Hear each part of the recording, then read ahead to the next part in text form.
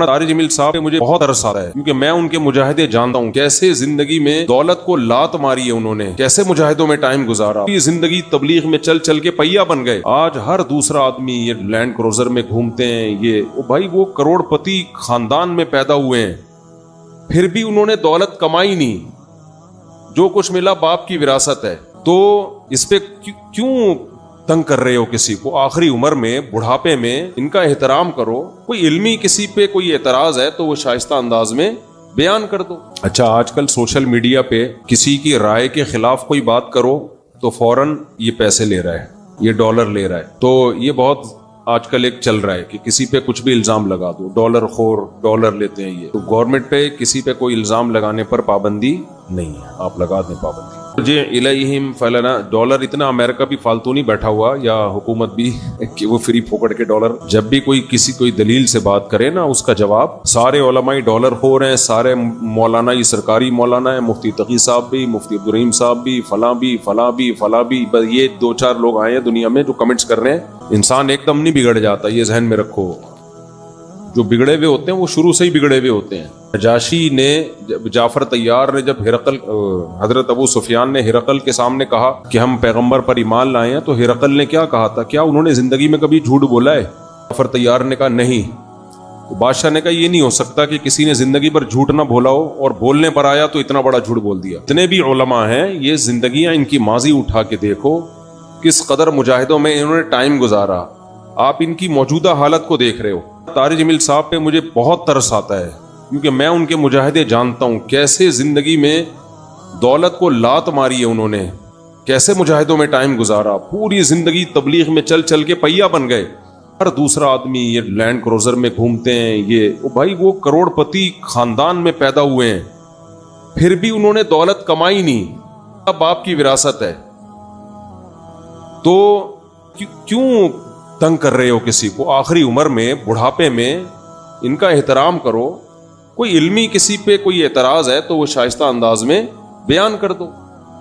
کیسی انگلیاں اٹھا رہے ہیں دربار میں جانے والے، کبھی 1 روپے کے لیے کسی سرکاری دربار میں نہیں گئے ہیں، وہ 1 روپے لینے کے لیے بھی نہ کسی سے ملے ہیں۔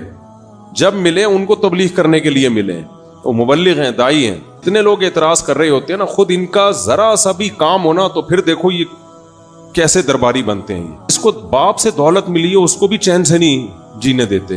کوئی اعتراض ہے کرو، ہاں کچھ یہ ضرور ہے کہ ایسے مشہور لوگوں کو بعض دفعہ کچھ دائیں بائیں لوگ کیش کرا رہے ہوتے ہیں، دائیں بائیں کچھ لوگ ایسے ہوتے ہیں جو ان کے نام کو استعمال کر رہے ہوتے ہیں۔ وہ ٹھیک کا مطلب یہ نہیں کہ ان کے دائیں بائیں کوئی بھی ہوگا وہ بھی 100% ٹھیک ہی ہوگا۔ بہت ہم نے بھی اپنے ساتھ دیکھا ہے، ہم تو اتنے بڑے آدمی ہیں نہیں، لیکن ہمارے نام کے منجن لوگ بیچ رہے ہوتے ہیں، ہمارے نام پہ کیا کیا 2 نمبریاں ہو رہی ہوتی ہیں۔ لیکن مولانا کو ہم ذاتی طور پہ جانتے ہیں، سخاوت کا دریا ہے، غریبوں کے لیے، مساکین کے لیے، اخلاق ان کے دیکھو یار، اتنا حوصلہ، اتنی برداشت میرے اندر تو نہیں ہے، صحیح بتا دو۔ عبادت گزار ہیں، تہجد گزار ہیں، طنز دیکھو ہر دوسرا آدمی مالداروں سے ملتے ہیں، غریبوں سے نہیں ملتے۔ تم نے ملتے ہوئے دیکھا ہے ان کو؟ غریبوں سے ملتے ہیں کہ نہیں ملتے؟ ان کی ویڈیوز آ جاتی ہیں جب دولت مندوں سے مل رہے ہوتے ہیں۔ ٹماٹر والے سے ملتے ہیں تو کوئی ویڈیو نہیں بنا رہا ہوتا، کیونکہ پروگراموں میں ویڈیوز بنتی ہے نا، ہر جگہ تھوڑی ویڈیو بنتی ہے۔ ان پہ محنت کریں تو یہ ان کا حوصلہ ہے، کہتے ہیں دیکھو ہجڑوں کے پیچھے پڑے ہوئے ہیں۔ یار تم جاؤ 2-4 منٹ کسی ہجڑے کے ساتھ بیٹھ کے تبلیغ کرو، اس کو تمہیں اندازہ ہو جائے گا۔ تو منفی باتیں پھیلانا بس کر دو۔ اور پتہ ہے یہ منفیت بار بار، وہ بھی برا، وہ بھی برا، وہ بھی برا، وہ بھی ایسا، سب خراب ہیں، یہ صحیح ہیں 4-6 آدمی بس دنیا میں جو کمنٹس کر رہے ہوتے ہیں نیچے۔ سوچتے رہنے سے نا انسان ڈپریشن کا ڈبہ بنتا ہے اور تھوڑے دنوں میں اپنی موت خود ہی مر جاتا ہے۔ مثبت سوچنا سیکھو، پازیٹیو سوچنا سیکھو۔ سمجھتے ہو کہاں سے کہاں بات چلی گئی؟ وہ انٹرویو لیا نا ان سے پوڈ کاسٹ میں کہ آپ تو سادگی کی تعلیم دیتے ہیں اور خود آپ گاڑیوں میں گھومتے ہیں۔ تو سلیمان علیہ السلام سادگی کی تعلیم دیتے تھے کہ نہیں دیتے تھے، جن کا ہم واقعہ سن رہے ہیں؟ اور ایسا عرش رکھا ہوا تھا، آگے آ رہا ہے، ایسا تخت، لگژری تخت تھا کہ آپ کی سوچ جہاں ختم ہوتی ہے وہاں سے سلیمان علیہ السلام کا تخت شروع ہوتا ہے۔ تو دولت رکھنا سادگی کے خلاف نہیں ہے۔ سمجھتے ہو کہ نہیں سمجھتے؟ ایک صاحب کہنے لگے MTJ کی پروڈکٹ کی قیمتیں دیکھو تو ہوش اڑ جاتے ہیں، تو مت خریدو نا، ساتھ والی غریب والی دکان سے خرید لو۔ بہت زیادہ قیمت پہ بیچ رہے ہیں تو مت خریدو بھائی. اور وہ کون سا دکان پہ بیٹھ کے بیچ رہے ہیں, تو نیچے لوگ ان کا بزنس سنبھالا ہوا ہے, نام ان کا استعمال ہو رہا ہے, اور اگر بیچ رہے ہیں ڈبل ٹرپل کر کے بیچ رہے ہیں تو آپ مت خریدو نا, آپ کا دماغ خراب ہے, وہیں سے لوگے آپ. انہوں نے کہا ہے کہ جو میرے MTJ سے جو خوشبو نہیں خریدے وہ دار اسلام سے خارج ہے. مت خریدو یار, آپ بے وقوف ہو. پرسنل لائف میں اس طرح سے, جو میں نہیں کہہ رہا وہ فرشتے ہیں ان سے غلطی نہیں ہو سکتی, کوئی علمی لحاظ سے کسی پر کوئی اشکال ہو تو مہذب طریقے سے کیا جا سکتا ہے, وہ ٹھیک ہے, وہ تو اللہ کے پیغمبر کے علاوہ کوئی بھی غلطی سے پاک نہیں ہے.